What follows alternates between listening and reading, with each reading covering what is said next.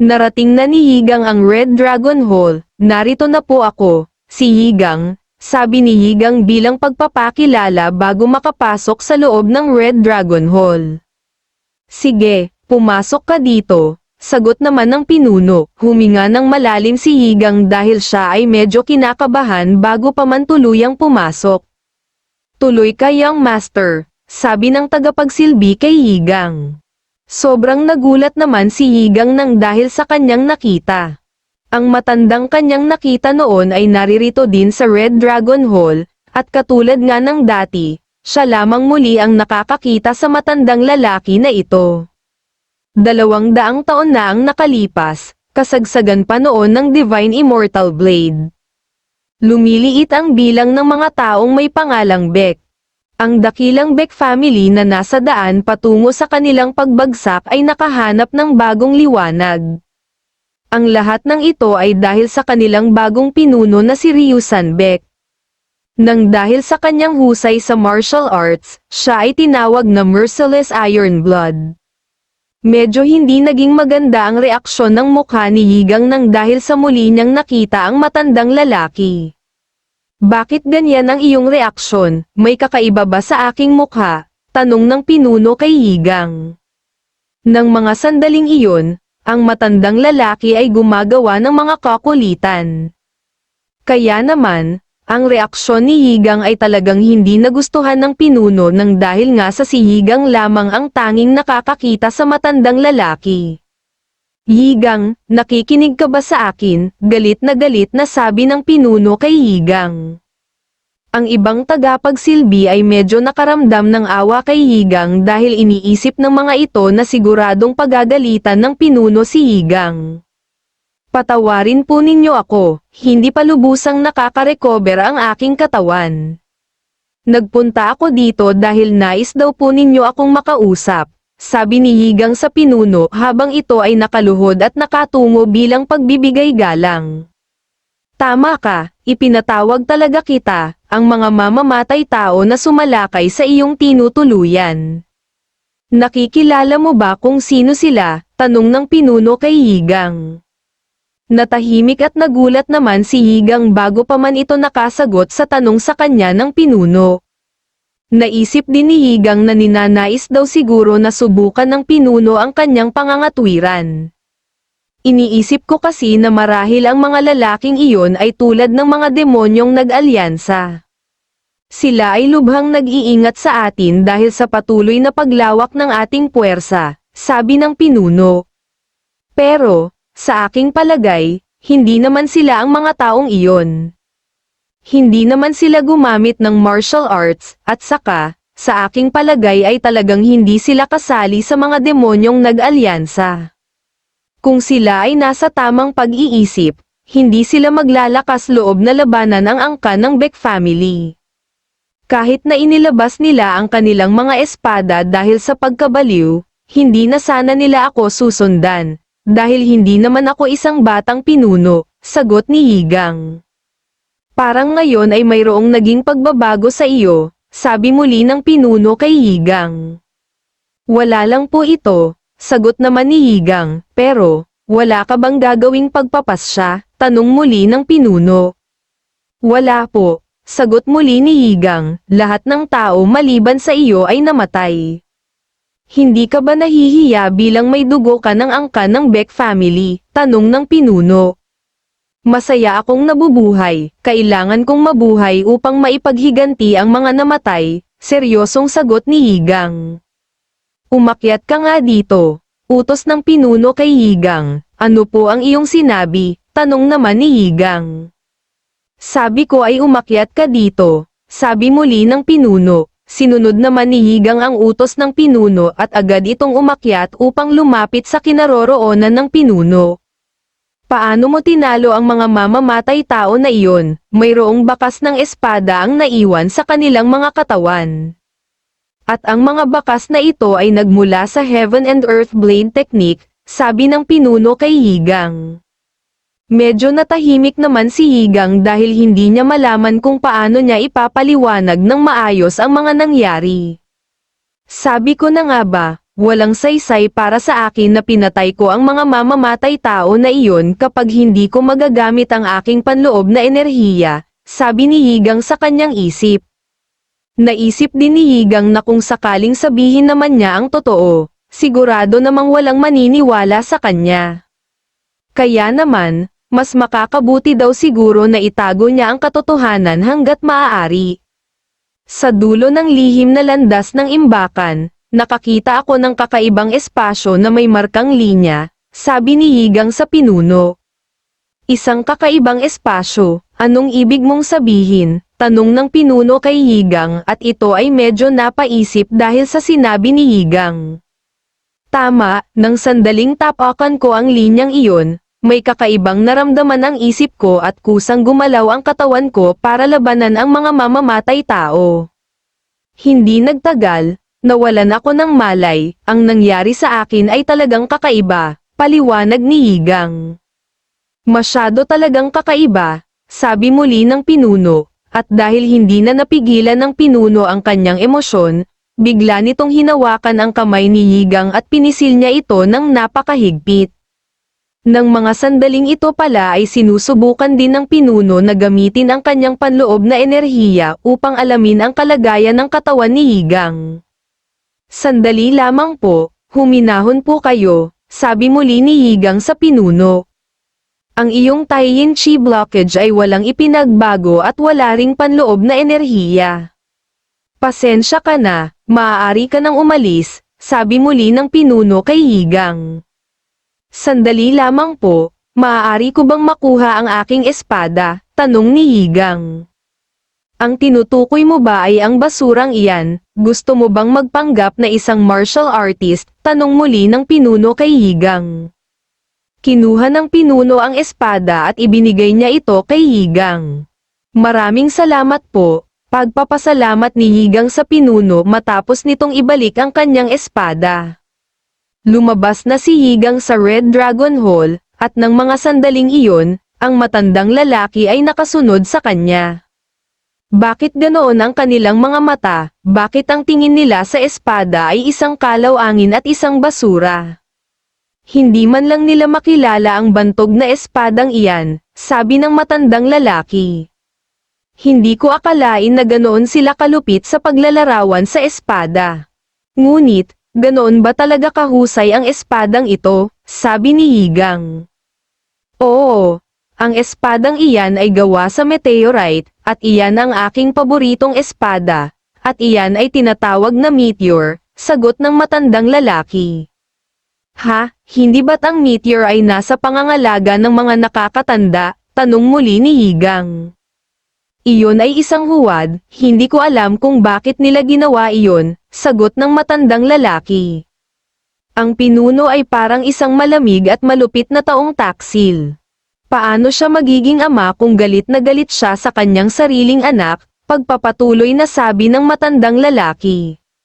Sa aking palagay, hindi naman galit sa akin ang aking ama.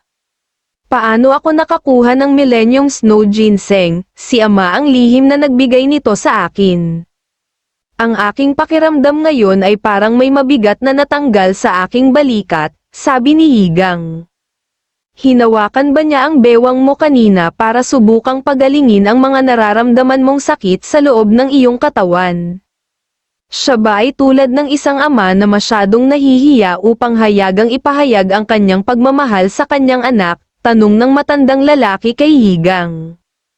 Ha, siguro, sagot ni Yigang, mahirap ang ginawa mo na siya ay imasahe gamit ang panloob na enerhiya nang hindi napapansin ng mga matatanda, sabi ng lalaki sa pinuno. Mahirap, hindi, siya ang mas nahihirapan dahil ang kanyang katawan ay talagang nagiging magulo na. Salamat sa tulong ng mga doktor, dahil kahit na paano natutulungan pa din nila na maging malakas ang katawan ni Yigang, sabi muli ng pinuno.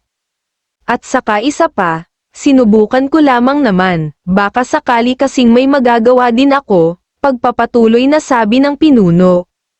Sisiguraduhin kong magagantimpalaan ang doktor, sabi ng lalaki at ang lalaking ito ay ang punong tagapamahala.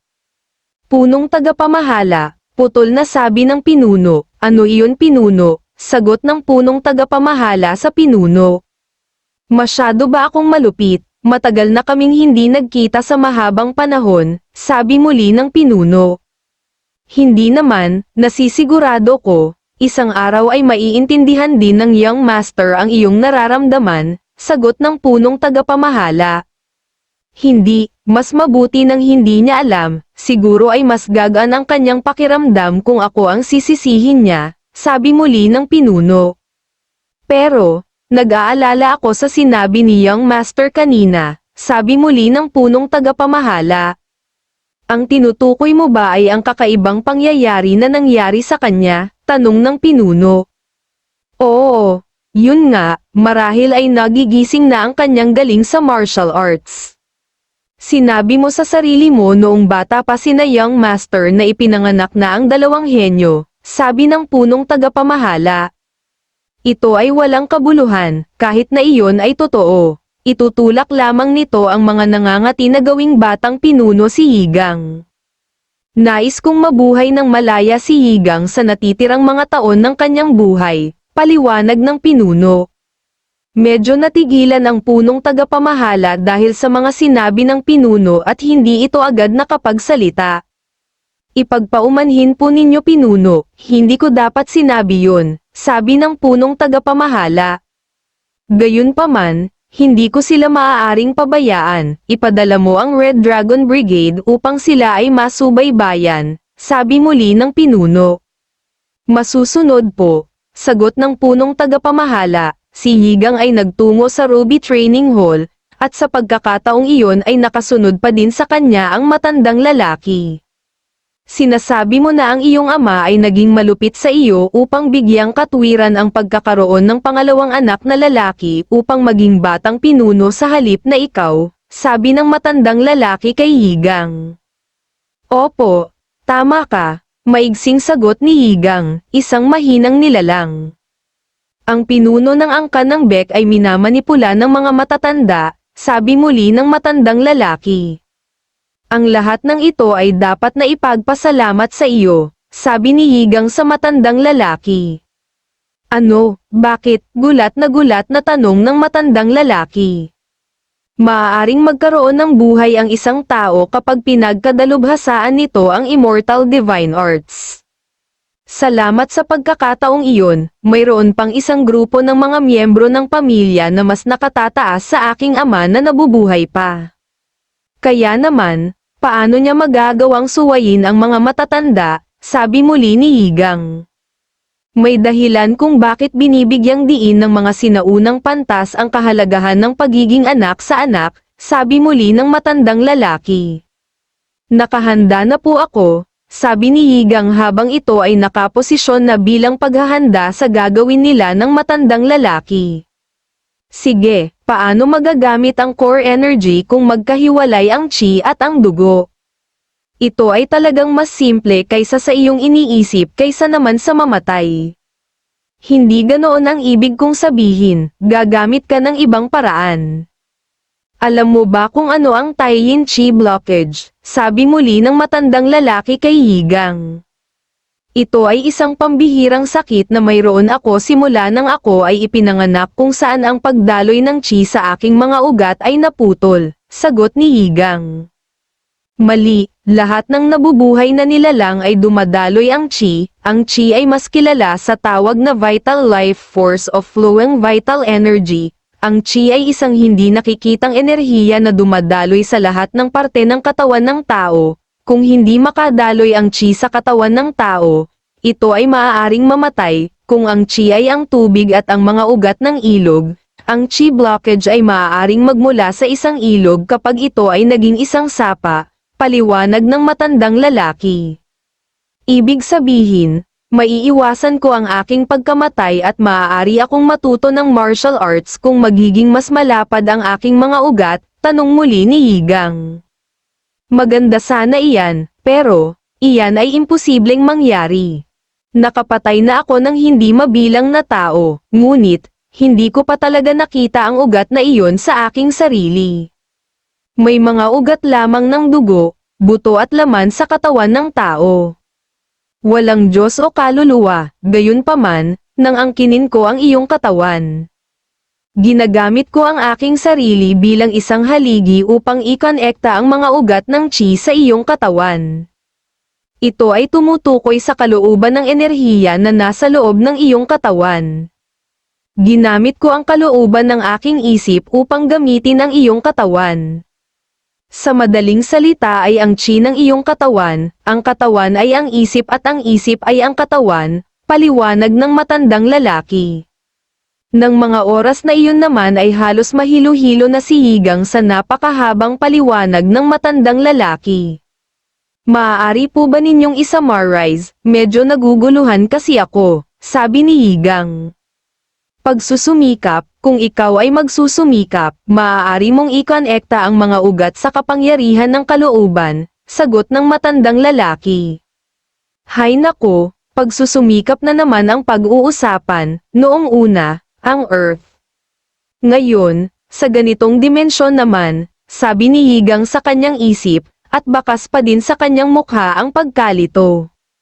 Ngayon, inaasahan ko na hindi mo pa natututunan ang Fire Sun Mind Technique. Sinanay mo na ba ang iyong Taiyin Meridian? Ang Taiyin ay tinatawag na First Meridian at ito ang pulmonary channel ng kamay at ito ay nagsisimula sa gitna ng abdomen at ito ay umaabot sa large intestine at bumabalik sa diaphragm, paliwanag ng matandang lalaki. Opo, palagi akong nagsasanay para mapangalagaan ko ang aking katawan, sagot ni Higang. Ang sekreto ng henerasyon ng Baeklan ay ang Immortal Divine Arts. Ito ay binubuo ng Fire Sun Mind Technique at Taiyin Meridian. Ang Fire Sun Mind Technique ay isang pamamaraan na nagpapahintulot upang maging mabilis at malakas na makalikom ng panloob na enerhiya. Ang Taiyin Meridian naman ay nakatutulong upang malinis ang kaisipan. Karamihan ay nagsasanay gamit ang Fire Sun Mind Technique bilang pundasyon, paliwanag ng matandang lalaki. Opo, karamihan sa mga tao ay tinatapos ang Taiyin Meridian sa edad na 7 at nagsisimulang mag-focus sa Fire Sun Mind Technique, sagot ni Higang. Iyan ay dahil ang Taiyin Meridian na kanilang ginawa ay kulang. Dahil natapos ko ang Taiyin Meridian sa mga huling taon ko, sigurado akong makakatulong ito sa iyo, sabi muli ng matandang lalaki. Talaga ba? Hindi ko alam na kulang pala ang ginagawa nilang Taiyin Meridian, nakangiting sabi ni Higang. Tama, hindi magagawang gamutin ang iyong Taiyin Chi blockage. Ngunit, maaari kong ituro sa iyo ang ilang mga bagay, pagpapatuloy ng matandang lalaki. Pero, kung kakayanin ko ang Divine Immortal Blade, ito ay maaaring maging posible. At magagawa kong matuto ng martial arts gamit ang aking katawan. Kaya naman po, pakiusap, turuan mo ako, masayang sabi ni Higang. Makalipas ang halos 6 na oras, si Higang ay patuloy pa din sa pagsasanay dahil hindi pa din niya nagagawa ng maayos ang Taiyin Meridian. Kinakailangan kasi niyang matamaan ng suntok gamit ang kanyang kamao nang hindi ito tumatagos sa katawan ng matandang lalaki. Ang iyong espiritu ay kakilakilabot, ngunit, ang iyong katatagan ay hindi na masama. Magsimula ka muli sa simula, ang tunay na layunin ng Taiyin Meridian ay upang ipakita ang iyong kalooban sa katotohanan. Malalaman mo ang tunay na kahulugan niyan sa sandaling mahawakan mo ang aking kaluluwa. Ngayon, ilagay mo ang iyong kalooban sa iyong kamao. Mabilis kang matuto, kaya naman, aabutin lamang ng 3 taon upang maabot ko ako at 10 naman upang makitil mo ang buhay ko, sabi muli ng matandang lalaki. Naisip ng matandang lalaki na sa pagdami ng nalaman niya tungkol kay Higang, mas lalo niya itong nagugustuhan. At isa pa, sobra siyang natutuwa dahil sa pag-iisip kung paano niya sasanayin si Higang. Gayunpaman, ang kaharian na gustong maabot ni Higang ay imposibleng makamit. Maliban kung siya ay mamatay ng 1 beses, mabuhay muli, at walang katapusang mapagtagumpayan ang kabiguan. Walang paraan ang 14 na taong gulang na batang lalaki ay makakamit ang ganoong uri ng paggising.